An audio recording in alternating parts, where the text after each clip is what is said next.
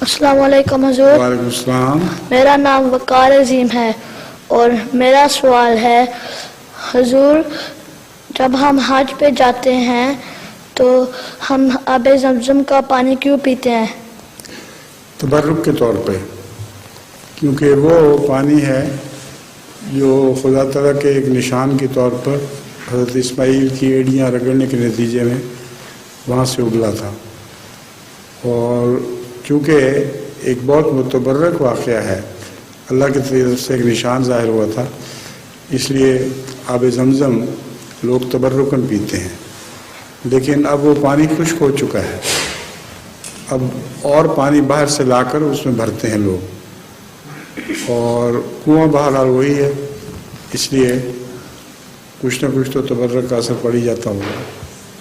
جزاک اللہ حضور. ٹھیک ہے.